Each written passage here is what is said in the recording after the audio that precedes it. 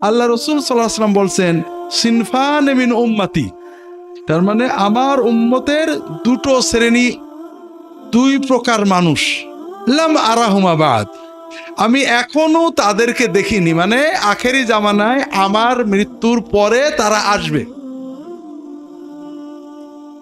তাদের এক শ্রেণী কারা? কওমুন, কিছু মানুষ, তাদের হাতে বেআইদিহিম আসওয়াত, তাদের হাতে ছড়ি, মারার কিছু থাকবে, মানুষের মারার।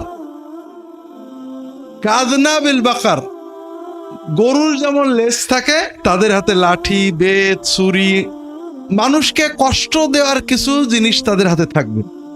ইয়াদরিবুনান নাস বিহা, যারা ওইটা দিয়ে মানুষদের মারবে। অল্প স্বল্প কিছু কথা হলেই মার তাদের আগেই থাকবে।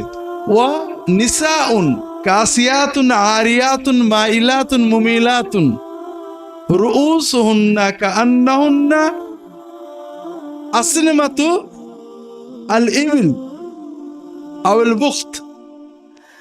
রাসূলুল্লাহ সাল্লাল্লাহু আলাইহি ওয়াসাল্লাম বলছেন, আর এরা হলো মারাওয়ালা। এক শ্রেণীর নারী থাকবে আমার উম্মতের ভিতরে, এটা দ্বিতীয় শ্রেণী, যারা কাপড় পরে থাকবে কিন্তু ন্যাংটো থাকবে।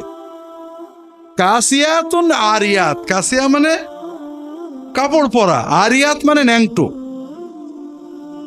এক শ্রেণীর মহিলা যারা কাপড় পরা থাকবে কিন্তু ন্যাংটো, তার মানে তাদের কাপড়গুলো হয় টাইট, নইলে এত সংক্ষিপ্ত যে মনে হবে কিছুই পরা নেই।